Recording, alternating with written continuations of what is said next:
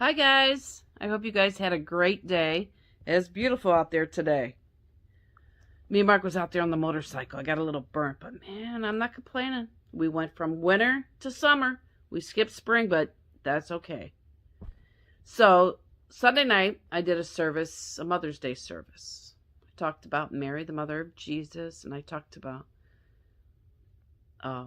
Eve, James and John's mother. If you get a chance, check it out. It's outside the sanctuary. I did it at our church Sunday night, Cathedral of Life. So I'm going to continue to talk about the women in the Bible. Tonight I'm going to talk about Ruth. I already talked about Esther. So the name Ruth means friendship or companion. Her name fits her well because she's so devoted to her mother-in-law. She loves her mother-in-law. I'm going to have to tell my son and daughter-in-laws to watch this. Okay. And she is dedicated to her purpose. There are only 2 books in the Bible that are named after women, and it's Ruth and Esther. And they're both in the Old Testament. This is a love story of love and redemption. This is a sweet story.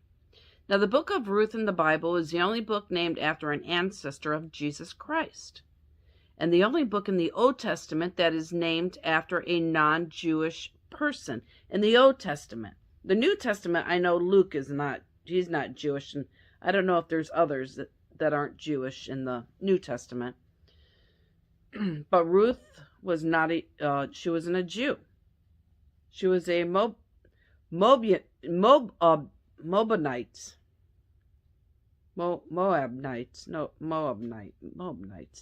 Gosh, something like that. So Naomi was Ruth's mother-in-law. Ruth lost her husband, which was Naomi's son. Naomi lost her husband and both of her boys. Ruth was married to one of them. Ruth was loyal to Naomi. They lived in Moab during the famine. But Naomi and her husband and her boys left Bethlehem to go to Moab to stay during the famine. Now, a Moabite came from Lot, the man that God sent the angels to get him and his family out of Sodom and Gomorrah before he destroyed the city. Well, Lot's wife didn't make it too far out before she turned back and looked and turned into a pillar of salt. But Lot and his 2 daughters did. But his 2 daughters, they were so sheltered, they didn't know that there was any other men around. So what they did was wrong, of course. They got their father drunk, and they both ended up pregnant with boys. I don't know. I'm sure they had more kids, but they had sons, and one of the daughters had a boy, and she named him Moab. That's where the Moabites come from. It was incest. They were looked down upon because they also sacrificed their own children.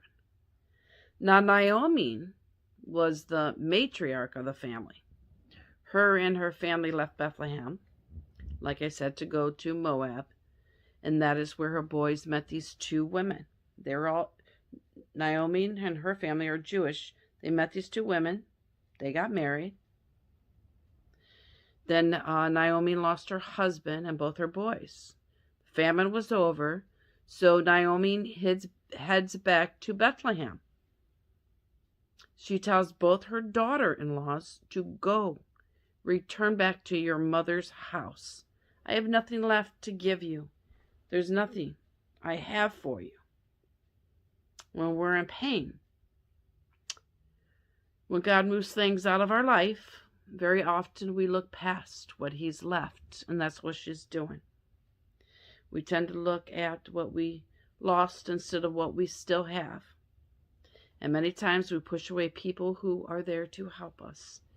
She can't give her daughter-in-laws anything. She has nothing left to give. She is dismissing all those in her life, the last people that were a piece of her pain that she's been through, and that is exactly what we do when we go through pain.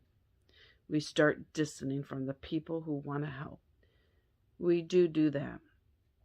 I've done that. I've done that in my pain. So be careful that you do not isolate from those that you need around you to fellowship with. Stay close to them. Orpah, which was her other daughter-in-law, kissed her mother-in-law and left. But Ruth clung to her. Ruth's not letting her go. Ruth says to Naomi, "Do not urge me to leave you or to turn back from following you. For where you go, I will go, and where you lodge, I will lodge. Your people shall be my people, your God, my God." She wanted to know about Naomi's God, the God of Abraham, Isaac, and Jacob. So Ruth says, "Where you die, I shall die, and I will be buried." She was so committed and loyal to her. So they enter into Bethlehem, Naomi's stomping grounds. She brings Ruth with her, and the ladies see Naomi, and they recognized her after 10 years. They were excited. Naomi said, "Do not call me Naomi." Naomi means pleasant. It's a nice name. She says to call me Mar. Mar means bitter. She wanted to change her name because that's how she was feeling, bitter. She's upset with God right now. And Jesus also felt forsaken when he said, my God, why have you forsaken me?" King David felt the same way. His heart was full of sorrow. A lot of people who have been through some stuff in bad places, have emotions that they can't control. But you can go to God. You can let your emotions be known to God. God can handle your emotions. Don't run from him. Run towards him. You can choose to either blame God for everything, get mad, or you can pour your heart to God and say, "God, I don't understand this. It's overwhelming. Sometimes I feel like you're not there. But God, I trust you. In the midst of my storm, I'm going to trust you." And maybe when we get to heaven, we'll understand why things happen. But if not, that's okay. Continue to serve him. Continue to glorify and honor him. Now, there was a relative of Naomi's husband, a man of great wealth named Boaz. Boaz is part of the love story. This is where he comes in. Boaz's mother was Rahab, the lady that hid the spies. Remember, she was a prostitute. She was a Gentile. That's who Boaz's mother was, Rahab. Now, Ruth goes to Boaz's field to collect fallen barley.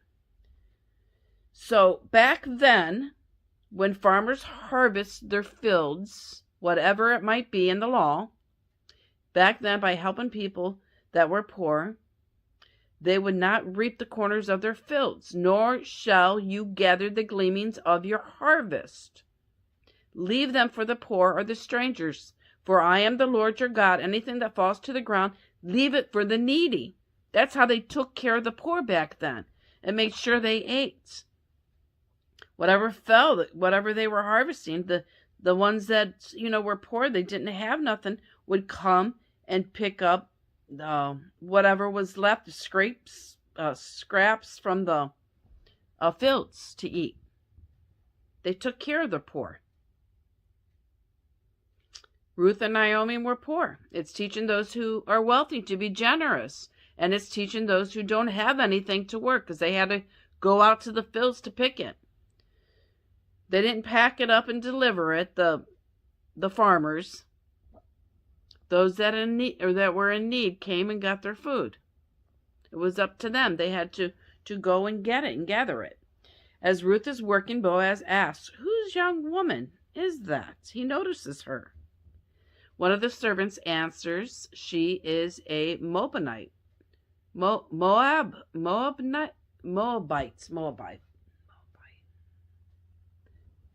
Women who came back with Naomi from the country of Moab. Ruth takes time off during work. She sits underneath a tree. She's taking a break, a lunch break. She's resting. Boaz tells Ruth that all the people in this town know that she is a righteous woman. She has a good reputation in town. Boaz says to Ruth, "Listen carefully, my daughter. Do not go to glean in another field. Furthermore, do not go on from this one, but stay here with the other women." He wants to provide for her. He also tells her he has commanded the other men not to touch her. He wants to protect her now, too. I mean, I can see him. "All right, guys, come here. Let's gather around. I need to have a little meeting here and let you know. See that woman over there? Don't touch her. Don't look at her. Don't even talk to her. And see all these fields that I own? Nobody will ever find your body. I'm just warning you. Get it?" So she falls to her face. That's typical respect back then. She asks, "Why? Have you found favor in me?" "I come from Moab." "I've heard," he said. "I've heard all that you've done for your mother-in-law. You left your family to come here to be with her." Now Boaz told Ruth to come here and eat of the bread. So she sat beside the reapers. She ate, and she was satisfied. And she kept back some. She was saving it for Naomi. She had a full belly, and she wanted to make sure her mother-in-law, oh, I'm getting emotional, was going to eat and have a full belly just like her. She wanted to make sure she had food. Okay. So Boaz.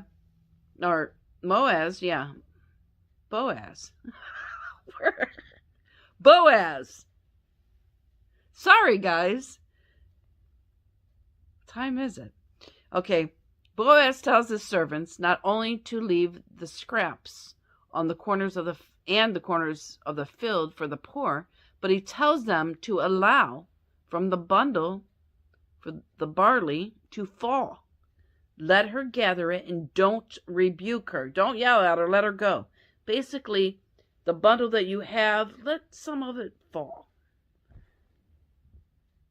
And Ruth is very thankful for that. She's a thankful person. God loves to bless not only humble people, but thankful people. So Ruth gathers the crop, and he takes it to Naomi. Naomi asks Ruth, "Where did you work at? Where did you get all this food?" And Ruth tells her, "From this man, Boaz." Naomi says, "Oh, Boaz. I know Boaz. He's one of my husband's close relatives." Naomi tells Ruth to wash herself and put on her best garments. She's saying, "Look good and smell your best." Excuse me. Now listen, I know this is hard to believe. Back then, people didn't take showers or baths every day. Even a few hundred years ago, people would only take baths once a year. Can you believe that?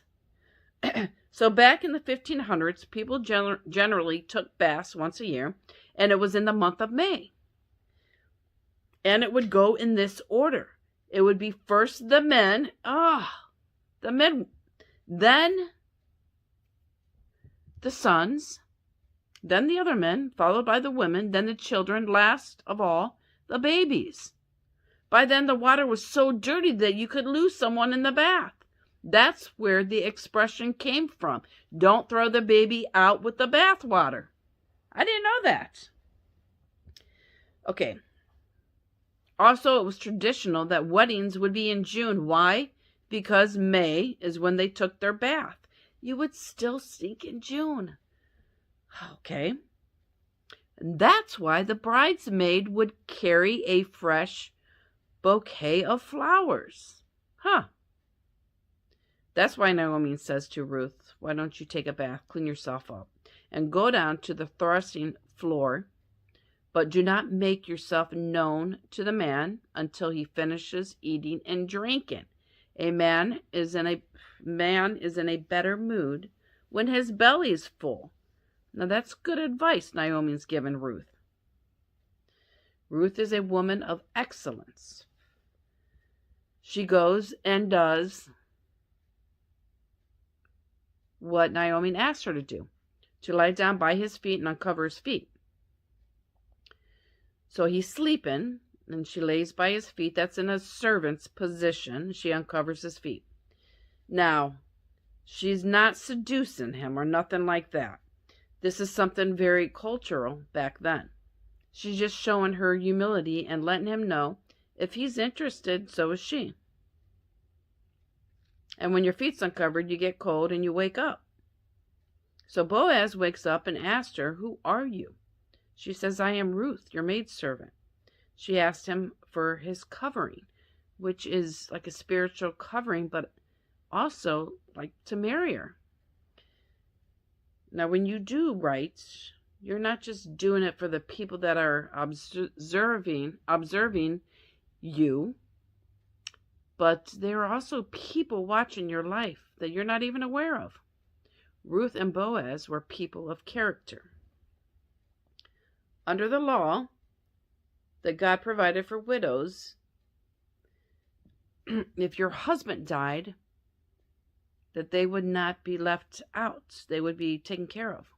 God provided by saying that the deceased closest relative, blood relative, if he wants, and if he's unmarried, to take the widow and provide for her and protect her. So Ruth says to Boaz, "You are a close relative. It makes sense for you to marry me if you are willing." Boaz says, "Yes, I will do to you all that you request. People in my town know that you are a respectful woman." So yeah, he was ready to marry her. But Boaz says, "It's true, I am a close relative. However, there is a closer relative than I." Boaz says he will ask him if he will perform the duty for her. If not, he said, "I will." Now in the law, here is the order. If a woman's husband dies, the next blood relative, male, of the deceased would be the brother. If he's not willing or if he's dead, it would then be the uncle. If he's not willing or deceased, it would be the uncle's son, meaning the cousin of the deceased man. And if he's not willing or deceased, then it was any other close blood relative. So we don't know where Boaz falls in the line. But Boaz has already calculated it already. He knows that he's in there. He's in the list. He's just not the top one. So now the law also says that the nearest relative is responsible to carry on the family's name by marrying a childless widow in Deuteronomy 25. Boaz tells Ruth, "Don't let anybody know that you were here. It'll make you look bad." He doesn't ruin her reputation. They didn't do nothing wrong. They weren't messing around or nothing. So he sends her home with barley for her and Naomi, and he's suckering up to Naomi. He's a smart man. So Ruth tells Naomi all about what happens. Naomi tells her, "Be patient," while Boaz figures out who the next closest relative is. God is using Naomi to get what his will is to accomplish. He's moving everything into place. Boaz went up to the gate and sat down at the gates of the city where the judges sat. In the ancient cities of biblical times, they were walled. So it was walled by the gates. The gate was actually a room with a courtyard and benches. That's where they would tell the elders the news, where they were traveled from or they were coming home. That's where all the gossip was, right there. If you wanted to find out what was going on, you go to the gate. That's where the newspaper takes place. That was a place of importance. If you wanted to make a legal transaction, you would go to the gate. So what he is saying, he went to the courthouse and he gets 10 elders of the city in a group, and they all sat together with the nearest kinsman. He says to the closest relative, "Naomi has come back from the country of Moab and has lands in which belong to our relative, and I thought to inform you to buy it back." In front of the presence of the elders of all people, of our people if you want to redeem it. And he said, if you do, redeem it. If you will not redeem it, tell me, that I may know, for I am next after you. And that relative says, yes, I'll do it. I will redeem it. So then Boaz says, on the day that you buy the field from the hand of Naomi, you must also buy it from Ruth, which is from Moab, to raise up the name of the dead of his inheritance, Ruth's husband's inheritance. Now, this was a serious choice because it was not just about inheriting land or marrying a widow. It was about continuing a family line. The land was redeemable by Naomi's sons, but they were passed. They had passed. And then it would go on down to the nearest kin. Widows, however, were not listed in the line of inheritance, but the widow remains in possession of the property as long as she lives. And for that length of time, she had the right to sell the property in case of need, since the sale of the field was not actually transfer of title, but simply the sale of the yearly produce until the year of Jubilee. So the land belongs to her sons, and after their death to the widow Ruth. Since Chilion's widow had remained behind in her own country, Moab. She stayed behind. She didn't come with Naomi. So it'll be Ruth that gets the land. Now, in a case a widow sold the land or sold the field of her deceased husband for the time that it was in her possession, on account of poverty. Now, so if she has no money and she has to sell it because she's poor, a relative of her husband may redeem it. It was eventually his duty not only to care for the maintenance of the widow, but if he was still young, to marry her and to let the first son born of such a marriage enter into the deceased husband of his wife, so as to inherit the redeemed property. And perpetuate the name and position of the deceased in Israel. The kinsmen realized that in buying the land, it would eventually be given to the heirs of Elimelech, which is Naomi's deceased husband, thereby losing not only the land, but also the money used to buy the land and provide for Ruth and Naomi. This he sees as ruining his own inheritance. When land was transferred, a deed was drawn up like today, and it was like a scroll. When you wanted to buy land, you would have to break the seal, enroll the scroll, claim the stipulations that's in the title deed. So Boaz tells him, you'll have to marry Ruth from Moab. If you want the land, you got to have the girl. You got to raise up children for her dead husband. So the near kinsman says, I cannot do that. He obviously had a wife of his own and had children of his own. He says he cannot redeem it. He has his own inheritance. Redeem it for yourself. It's what he tells Boaz. In front of 10 judges, he admits to it, because if he had a child with Ruth, the child of his own would compete with the child. And I already have a firstborn child, and they will come in conflict with one another. He says, I don't want to do that. He's a good man. He's a good father. By law, he could, but he doesn't want to. He tells Boaz to redeem it for himself. Now, the custom was a man would remove his sandal and would give it to the other to make the deal. The kinsman removed his sandal and gave it to Boaz. So Boaz is buying a field. He doesn't even need it. He's wealthy. He already has many fields. Boaz doesn't want the field. He wants the girl. but he's willing to buy the field to get the bride. Boaz took Ruth to be his wife. She bore a son. Then the woman said to Naomi, "Blessed be the Lord who has not left you this day. He has given you a grandson to take care of you. May his name be famous in Israel. May he bring new life to you and give you security in your old age. For your daughter-in-law who loves you, who is better to you than 7 sons." Naomi takes the child, holds him close, and takes care of him. They said there is a son born to Naomi. The women in the neighborhood named him Obed, meaning serving.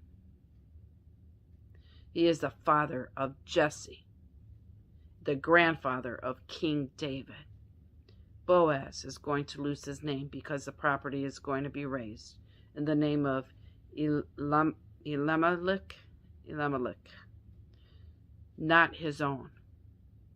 This is a deeply honorable thing to do in the community.